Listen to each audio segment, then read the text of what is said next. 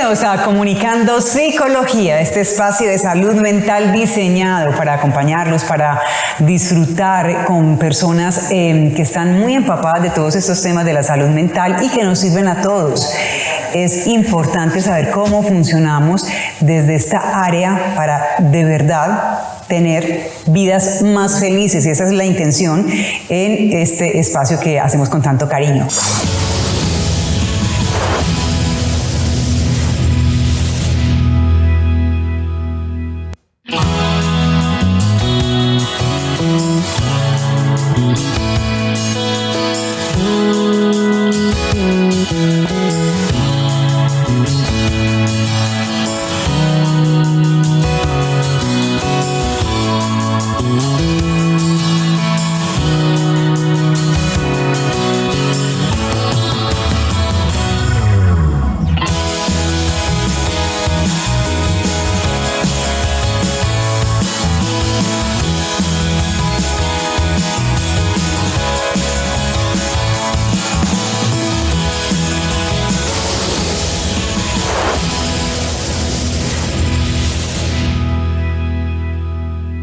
Hoy nos acompaña Omar Amador. Omar es psicólogo clínico, psicólogo cognitivo-conductual, y con él pues vamos a ampliar un poquito todo ese tema de la psicología cognitiva, qué es, cómo se aplica, porque tiene muchos campos de acción y es un enfoque que de verdad es muy exitoso, y para mí un gusto enorme tenerlo aquí y compartir este espacio, porque él es una persona muy preparada y además una persona muy cercana, muy cálida, muy querido. Así que Omar, gracias por estar con nosotros hoy aquí. A ti, Sandra, gracias por la invitación, muy contento de estar acá y bueno, compartir todo lo que tiene que ver con la psicología cognitiva, con la psicoterapia cognitiva, que de seguro le sirve mucho a la gente.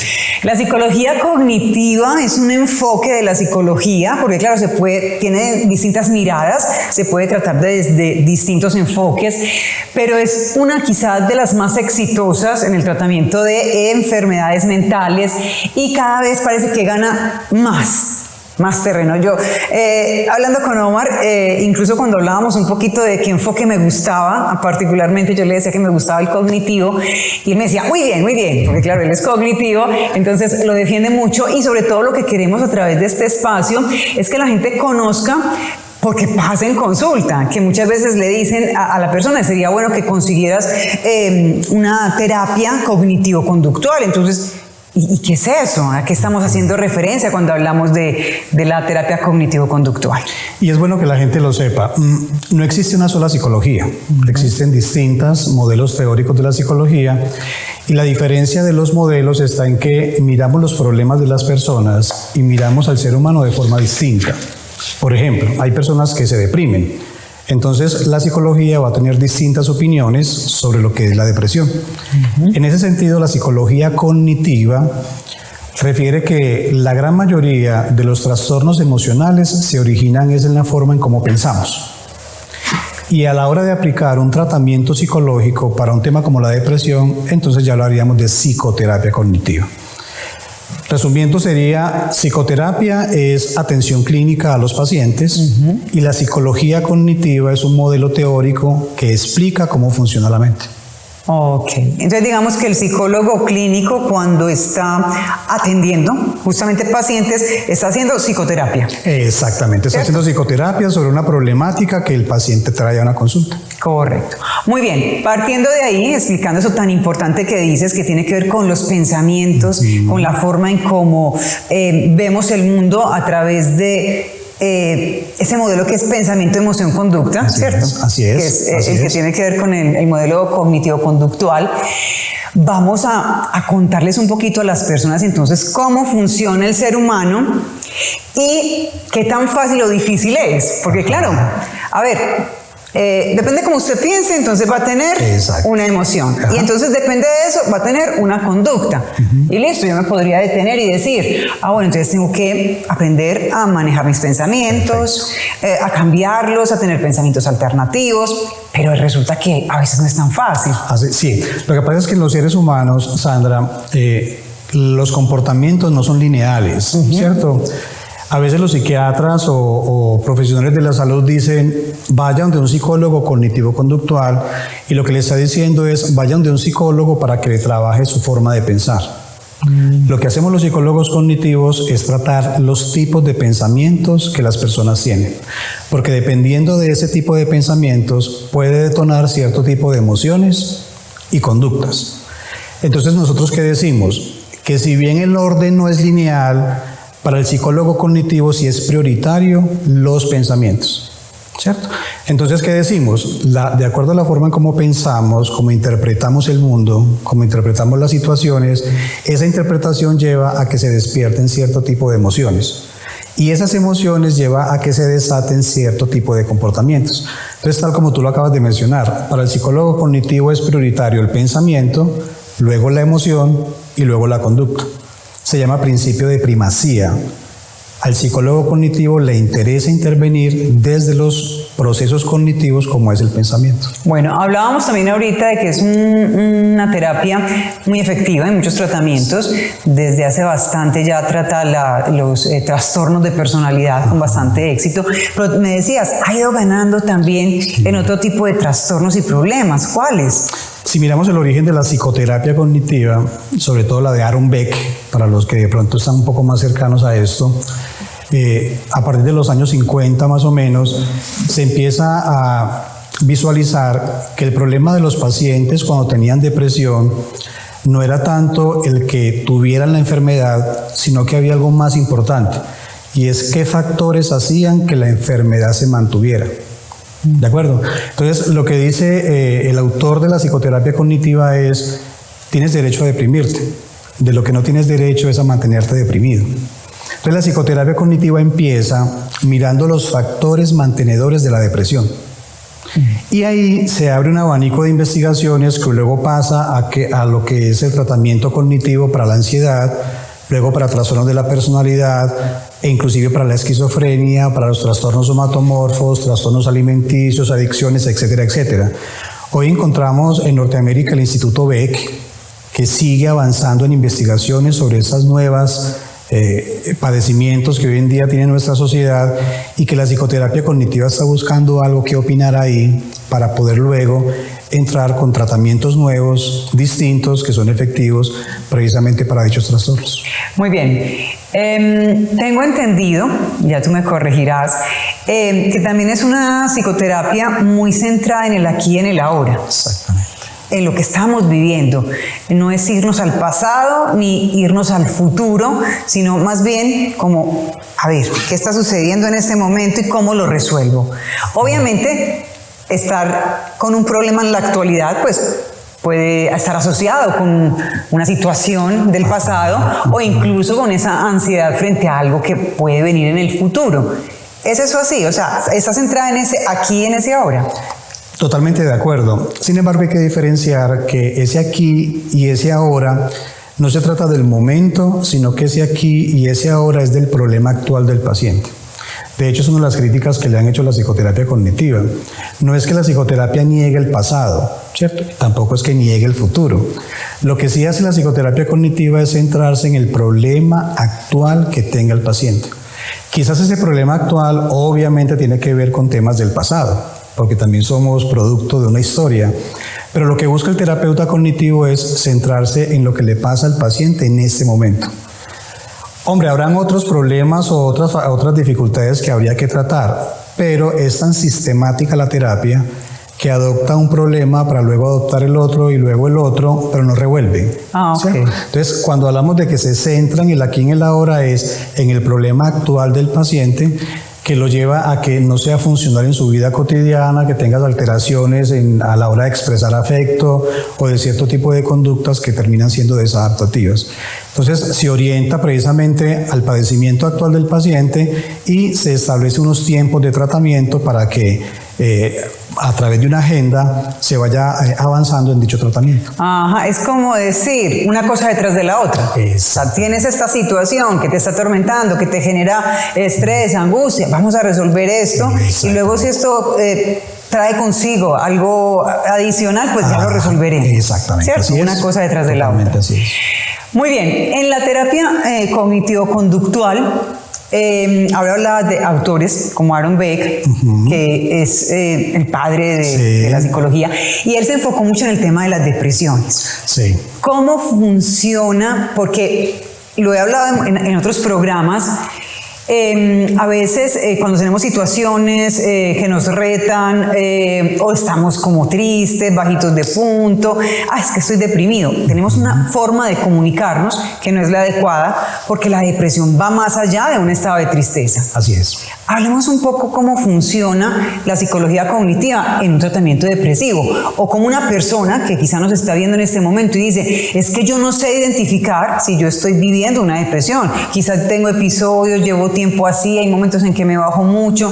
¿Cómo identificar efectivamente que estás afrontando una depresión o estás iniciándola? Y es interesante la pregunta porque también uno se la hace al paciente cuando está en consulta. La gran mayoría de los pacientes llegan diciendo a consulta que están deprimidos. Uno como terapeuta le pregunta, ¿y cómo sabes que estás deprimido? ¿Cierto? Para mirar cómo está interpretando ese estoy deprimido. Y a veces se da uno cuenta que realmente no es depresión, sino tristeza. Entonces hay que aclarar ahí que hay una gran diferencia entre lo que es la tristeza normal y lo que es la depresión.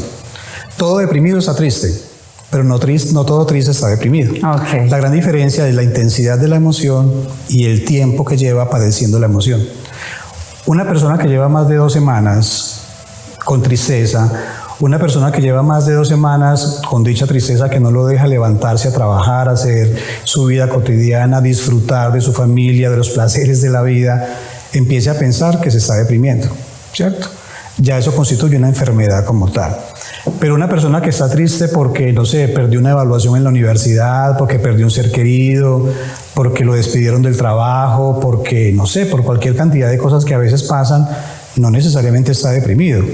La tristeza es una emoción natural que dura poco tiempo y que la naturaleza misma se encarga de que vaya disminuyendo en intensidad. Ahora, frente a lo que es la psicoterapia cognitiva, frente a la depresión, el principio básico dice que para que una persona se deprima debe estar pasando por su mente una serie de pensamientos con contenido negativo. Es decir, pensamientos negativos en los que el paciente se evalúa hacia sí mismo negativamente, evalúa el mundo que lo rodea negativamente e inclusive evalúa el futuro negativamente. Esa triada se llama triada cognitiva. Correcto. Se llama triada cognitiva de la depresión. Entonces lo que hace el terapeuta cognitivo es evaluar esos 3 asuntos que acabo de mencionar, la percepción de sí mismo, del mundo que lo rodea y del futuro, y en la medida en que las 3 terminan siendo negativas, dichas percepciones, decimos que hay depresión. Ok, ahí ya se empieza entonces. Entonces se abre un abanico de técnicas y un tratamiento amplio para combatir precisamente esas percepciones negativas del paciente.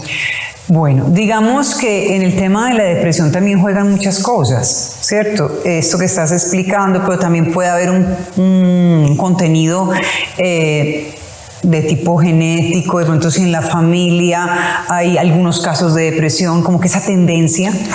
Puede ser también que esos pensamientos de los que hablamos, que son los que azotan a la persona, que en un momento dado lo meten en ese bucle de pensamientos negativos sin salir de ahí, están condicionados un poco a cómo esa persona vivió su infancia, los tiene ahí metidos en esas creencias que también desde pequeños se van instalando en el inconsciente y afloran en una situación determinada de la vida. Puede pasar. Sí, y también es interesante para aclararle también a las personas que no es que el psicoterapeuta cognitivo niegue el componente genético o niegue el pasado o niegue el aprendizaje. Claro, el terapeuta cognitivo tiene en cuenta todo eso, ¿cierto? Ahí es cuando hablamos a veces que hay depresiones que uno logra evaluar que tienen un contenido genético muy fuerte. Y es lo que Aaron Beck llamaba como las depresiones endógenas, ¿cierto? Pero también hay pacientes que uno se da cuenta que las depresiones tienen que ver mucho con lo que está pasando afuera, ¿cierto? Con su ambiente, sea laboral, familiar, social, etcétera, etcétera, y que de alguna forma influyen mucho en su estado de ánimo. Ahí es cuando hablamos de las depresiones exógenas, ¿de acuerdo? Entonces, cuando uno ve un paciente que tiene una depresión endógena, se hace necesario la ayuda también del médico, se hace necesario la ayuda de un tratamiento farmacológico, y es cuando remitimos. No estamos en contra de la farmacología, de hecho nos parece una ayuda importante, y es cuando remitimos a quien corresponda. Pero cuando vemos que es otro tipo de depresión, pues obviamente sí la atendemos. Volvemos al principio de primacía, es decir, tomamos al ser humano de manera integral, pero de esa integralidad nos importa o nos interesa un aspecto en particular. Y lo que nos interesa en particular son sus cogniciones, son sus pensamientos. Entonces, zapatero a sus zapatos. Ajá. El terapeuta cognitivo te mira de forma integral, pero solo te trata tu parte cognitivo-conductual. Ok, muy bien. Estamos hablando con Omar Amador, psicólogo clínico, especialista en la terapia cognitivo-conductual, de ese tema bien interesante. Hacemos una pausa y regresamos para seguir ampliando el tema de hoy.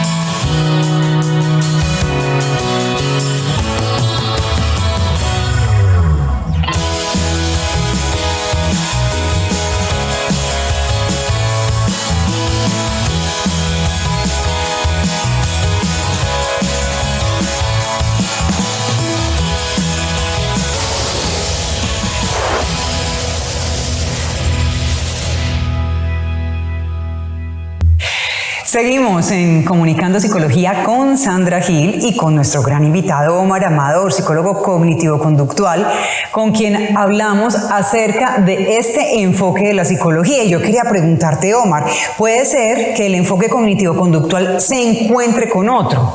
Con el humanista, con el dinámico, porque, bueno, finalmente yo creo que uno normalmente no va al psicólogo diciendo, yo quiero que me traten en esta corriente, simplemente yo necesito ayuda y voy a ir a ver con el psicólogo. A veces puede que te sugieran, por lo que decías ahorita, el esquema de pensamiento, búscate un psicólogo cognitivo-conductual. Sí. Pero se encuentran ellas en algún momento, el humanismo, la psicología dinámica, esos otros enfoques. Sí, total. Yo creo que el punto de encuentro tiene que ver en que el psicólogo se centra en la psiquis, en el comportamiento humano, ¿cierto? Se centra en la mente.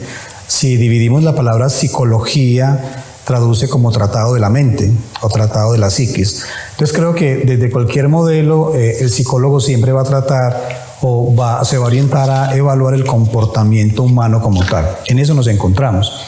Pero obviamente y afortunadamente hay unas divisiones teóricas que nos llevan a enfocarnos más en unas cosas que en otras. No para rivalizar, ni tampoco para pelear, ni para decir quién tiene la razón. Pero son discusiones que se han dado a través de la historia de la psicología y nos ha permitido tener distintas visualizaciones de la mente humana y del comportamiento humano. Entonces algunos dirán, pues el comportamiento que hoy tenemos es producto de nuestra niñez, ¿cierto? Otros dirán, el comportamiento que hoy tenemos es producto del vínculo que tuvimos con nuestros padres. Otros dirán que tiene que ver con nuestras potencialidades, ¿cierto? Que no hemos descubierto. Otros dirán que son aprendizajes que hemos tenido a través de la historia y otros decimos que generalmente nuestras emociones y nuestra conducta es producto de lo que pensamos y cómo lo hacemos.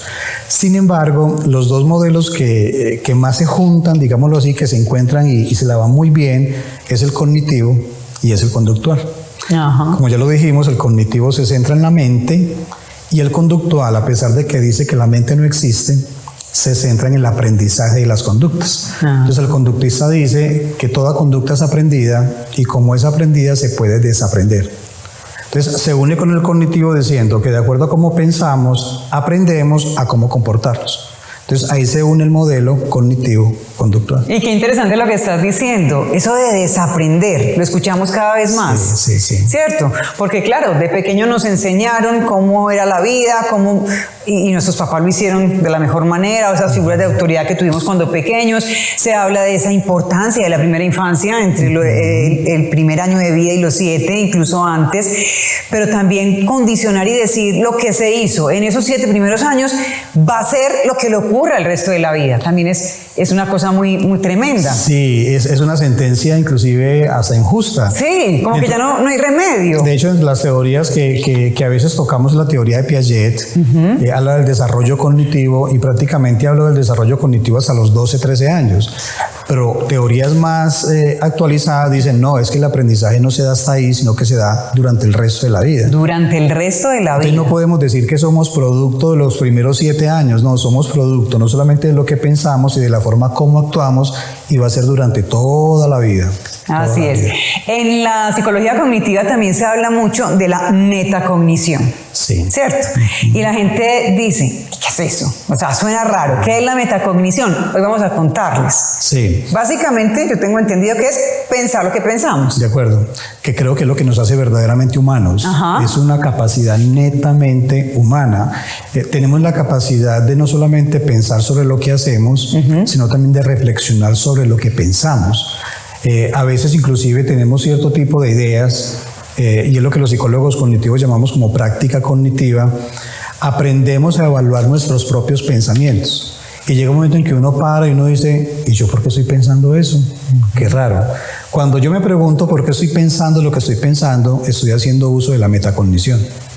O a veces también ocurre cuando actúo. Recordemos que el pensar también es una conducta. Entonces a veces el solo hecho de comerme las uñas, ¿cierto? De un momento a otro yo digo, ¿y por qué me estoy comiendo las uñas? Estoy haciendo uso de la metacognición. Entonces es una capacidad que tenemos, como ya lo mencioné, los seres humanos, de reflexionar, de evaluar y de pensar sobre nuestros propios pensamientos. Y además que nos ayuda también a pensar mejor. Claro, ¿cierto? Porque puede que nos encontremos con un pensamiento de estos distorsionados en los que estamos viendo todo de manera fatal. Ajá. Y luego como que nos detenemos y decimos, pero ¿qué probabilidad hay de que esto realmente ocurra? Exactamente. De hecho hay un ejercicio muy interesante que se lo recomiendo. Tómese un tiempo en unas horas de la tarde de 2 horas, póngale de 1 a 3 de la tarde, y haga más o menos la lista de los pensamientos que usted tiene en ese lapso de tiempo. Sí. Luego haga el conteo durante una semana y se da cuenta que en ese lapso de tiempo usted generalmente piensa lo mismo. Generalmente. Entonces hay una serie de pensamientos que se repiten, no, y se ve, pero yo cuando me levanto porque pienso esto, al mediodía porque tiendo a pensar eso, en la noche antes de acostarme o de dormirme pienso esto. Cuando estoy haciendo esa evaluación de mis propios pensamientos es la metacognición. Y es muy interesante, a mí me parece bastante interesante. ¿Por qué? Porque nos permite cambiar los pensamientos. Exactamente. ¿Cierto? Y eso va en pro de lo que estamos hablando hoy. De acuerdo, inclusive de lo inútil que a veces pensamos. Exacto. Uno dice, qué barbaridad lo que estoy pensando en ese momento, ¿para qué? ¿O para qué me sirve pensar? Y uno se va un poquito más atrás y se da cuenta que es un aprendizaje que viene hace mucho tiempo. Muy bien, en la terapia cognitiva también se habla del diario de emociones. Pues es como una de las técnicas que se utiliza. Con el tema también de los pensamientos. Sí, de acuerdo. Entonces, hablemos de eso. Sí. Yo sé que en terapia pues vas a encontrar al psicoterapeuta que te va a indicar, y esa es la idea. La invitación yo creo que hacemos desde aquí es a fortalecer la salud mental y a visitar al psicólogo, al psicoterapeuta. Insistimos en eso porque definitivamente a todo el mundo le viene bien. Quitarnos el estigma de que ir donde el psicólogo, eso no es para nosotros porque estamos muy bien mentalmente.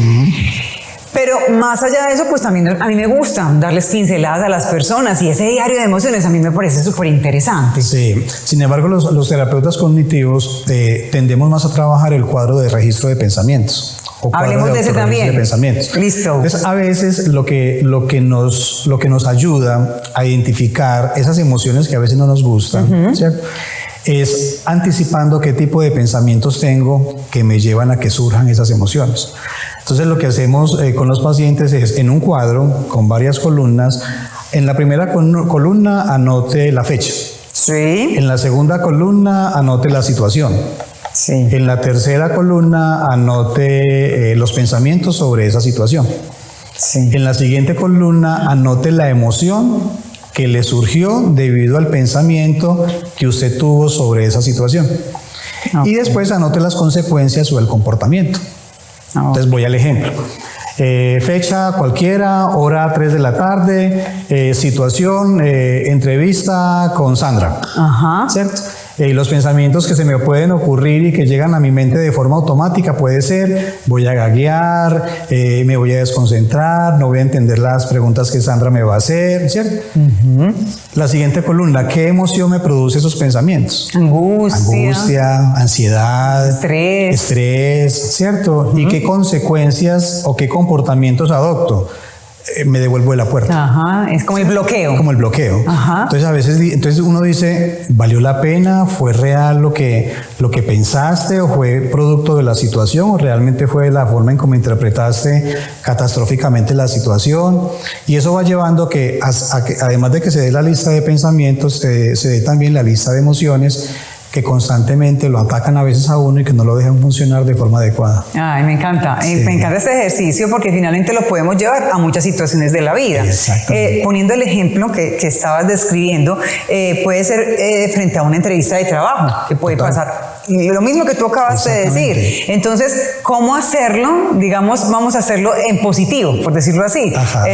¿Cómo enfoco la fecha de hoy, esa situación? Ay, voy a ir a la entrevista con Omar en este caso. Y entonces no, me va a ir muy bien porque nosotros hablamos previamente del tema y vamos a hablar de una cosa que yo sé, que yo controlo, pues puede que me haga alguna pregunta que de pronto me corche, pero nos reímos y seguos. De acuerdo. Entonces es un poco también cómo nos preparamos para eso. Sin embargo, la terapia cognitiva se basa en la realidad de los hechos. La psicoterapia cognitiva no pretende ser un mundo de ilusiones donde decimos que la vida es linda, que la vida es bella, que te va a ir muy bien y que todo va a salir perfectamente. Eso hace más de parte de la psicología positiva, ¿cierto? Podría ser.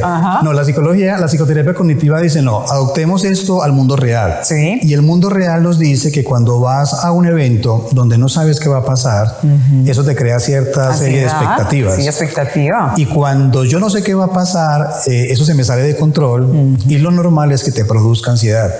Por lo tanto, lo más normal que te va a suceder en la entrevista con Sandra es que vas a estar ansioso. ¿De acuerdo? La idea no es quitarte la ansiedad, sino estar en la entrevista con Sandra con ansiedad. Entonces, lo que yo aprendo ahí no es a decir que la vida es linda y que me va a ir muy bien en la entrevista, sino que lo que yo tengo que aprender es técnicas en la entrevista con Sandra, cómo manejar la ansiedad. Por ejemplo, alguien que nos está viendo y dice, bueno, muy bien, voy ansiosa a una entrevista de trabajo. ¿Por qué? Porque no sé qué va a pasar. De acuerdo. Porque puede que me cojan o no. Pero es que si no me cogen, yo necesito el trabajo. Entonces, quiero controlar la situación. ¿Cómo manejar esa ansiedad ahí? Sigo con el ejemplo de la entrevista con Sandra. ¿Listo? Ya lo estoy diciendo en televisión. Estoy ansioso porque esas cosas, tantas luces, las preguntas que son en directo, nada preparado, ¿cierto? Obviamente eso produce ansiedad. Y aquí quizás estoy ansioso, pero he aprendido que aún con la ansiedad puedo funcionar de manera adecuada. Entonces, ¿cuál es el primer punto? Aceptemos de que estamos como estamos. Aceptemos de que estamos tristes a veces, que estamos irascibles a veces, que estamos ansiosos a veces. Y el primer asunto es aprender a conocernos y autoaceptarnos tal y como somos. No luchar contra sí mismo. Y segundo, no buscar controlar la emoción, porque la emoción no se deja controlar. Ella se manifiesta. Ella sale solita, pero también se va solita. Y uno sabe que en un escenario como este, la ansiedad te puede durar los primeros 2 o 3 minutos. Ya después el asunto fluye un poco más. Claro. ¿Cómo lo sé? Porque me conozco un poco más y porque uno ha aprendido que así funcionamos los seres humanos. ¿De acuerdo? Entonces yo creo que el asunto no está en luchar contra sí mismo, ni contra mis propias emociones, ni buscar controlar la emoción, sino más bien aprenderse a conocer un poco más, a aceptarse tal como somos y obviamente ya en este tipo de escenarios aprender qué técnicas utilizar para disminuir un poco la ansiedad. Recomiendo uno, sobre todo a los estudiantes, cuando salen a exponer con ansiedad, es antes de la exposición diga que está ansioso. Sí, diga que está, sí, claro. Estoy muy ansiosa. Sí, vea, voy a exponerles hoy, estoy muy ansioso, muy ansiosa, pero así lo voy a hacer. Y cuando usted lo menciona, se le disminuye un poco, porque a veces también la ansiedad se nos aumenta es porque no queremos que nos vean ansiosos. La queremos ocultar. Y todo hace parte, finalmente, de lo que veo, del control. De que no queremos que se nos salgan las cosas de control y es entender que no lo controlamos todo. Y menos las emociones. Las emociones no se controlan. No se controlan. Ellas surgen solitas y también desaparecen paulatinamente solitas. Bueno, pues encantada de tener este diálogo, esta conversación contigo hoy, Omar. podríamos seguir hablando horas, yo creo. Pero el tiempo aquí como siempre, ¿no? Pasa deprisa, como siempre. Yo quiero agradecerte por estar con nosotros hoy aquí. Si nos quieres dejar una recomendación final con respecto al tema que traemos hoy de la psicoterapia cognitiva. Que de alguna forma tú también ya lo tocaste, ¿no? Yo creo que miremos la psicología y miremos a los psicólogos de forma distinta, como dicen por ahí. Los psicólogos no son para los enfermos mentales necesariamente.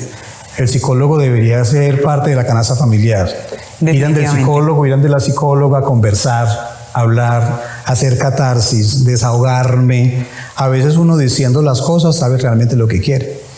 Entonces, nada, sin ningún tipo de prevención, los psicoterapeutas estamos para escuchar, para orientar, no para cambiar, pero sí muy interesados en lo que es la salud mental de ustedes. Muchísimas gracias, Omar. Siempre bienvenido. Muchas gracias. Volveremos a tener otro espacio con Omar porque eso es muy valioso lo que comparte en este programa de Comunicando Psicología.